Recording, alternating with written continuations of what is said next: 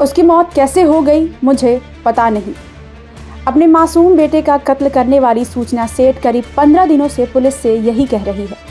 सख्ती से पूछताछ, लेकिन पुलिस की ये कड़ाई भी उसके काम नहीं आई और सूचना बच्चे की हत्या की बात कबूल नहीं कर रही है। जिसके बाद पुलिस ने मनोवैज्ञानिक से 4 दिनों तक अलग अलग से उसकी काउंसलिंग की। किसी ने उसके दिमाग में घुसने की कोशिश की तो किसी ने उसके दिल को टटोलना चाहा। सब इंस्पेक्टर से लेकर डीसीपी और यहाँ तक कि सूबे के डीजीपी तक ने अपने दिमाग के सारे घोड़े दौड़ा लिए।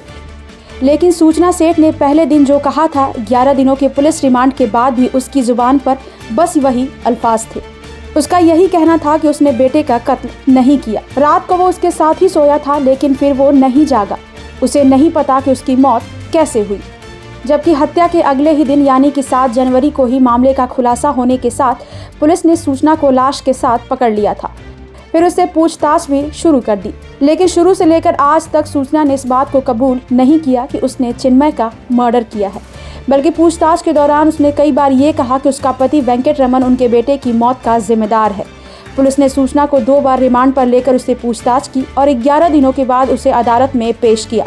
दूसरी बार 5 दिनों की कस्टडी खत्म होने के बाद सूचना सेठ को मापुसा की चिल्ड्रन कोर्ट में भी पेश किया गया, जहां से उसे जेल भेज दिया गया।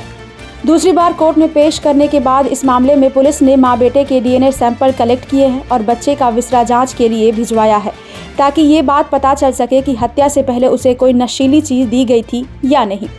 हालांकि सूचना के रवैये को देखते हुए पुलिस ने कहा कि वो इस मामले की जांच में सहयोग नहीं कर रही है। यहाँ बड़ा सवाल ये है कि इस पूरे मर्डर केस में मुस्तैदी दिखाने वाली गोवा पुलिस हत्या की आरोपी सूचना सेठ को दोषी कैसे ठहरा पाएगी। उसके पास ऐसा कोई चश्मदीद गवाह भी नहीं है जो कि साबित कर सके कि सूचना ने ही अपने बेटे की हत्या की है, क्योंकि कत्ल होटल के बंद कमरे में हुआ है और पुलिस की जांच बताती है कि कत्ल के दौरान उस कमरे में कातिल और मकतूल के सिवा कोई तीसरा मौजूद नहीं था। क्योंकि कत्ल होटल के बंद कमरे में हुआ है और पुलिस की जांच ये बताती है कि कत्ल के दौरान उस कमरे में सूचना और बच्चे के अलावा कोई तीसरा वहां मौजूद नहीं था। इस बीच सूचना की पुलिस कस्टडी भी खत्म हो गई है, इसलिए पुलिस फिलहाल उसे जुडिशियल कस्टडी में पूछताछ नहीं कर पाएगी। ऐसे में इस केस का आगे क्या होगा? हालांकि गोवा पुलिस का ये मानना है कि इस मामले में सूचना के खिलाफ उसके पास सारे पुख्ता सबूत हैं। कत्ल बंद कमरे में हुआ है और उस कमरे में विक्टिम यानी पीड़ित बच्चे के अलावा सूचना के होने के सबूत है।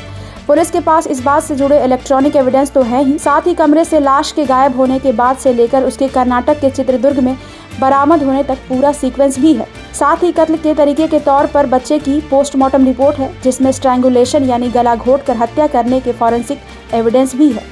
ऐसे में अब अगर पुलिस को किसी चीज की दरकार है तो वो है वारदात के पीछे मोटिव का, कातिल का कबूलनामा। यही वजह है कि पुलिस सूचना से लगातार सवाल जवाब कर रही है। पुलिस की माने तो उसके पास मौजूद सबूत सूचना को सजा दिलवाने के लिए काफी हैं, बशर्ते वो अदालत में खुद को मेंटली अनस्टेबल यानी दिमागी तौर पर अस्थिर साबित करने की कोशिश ना करे।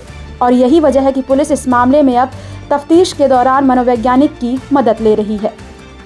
ब्यूरो रिपोर्ट, क्राइम तक।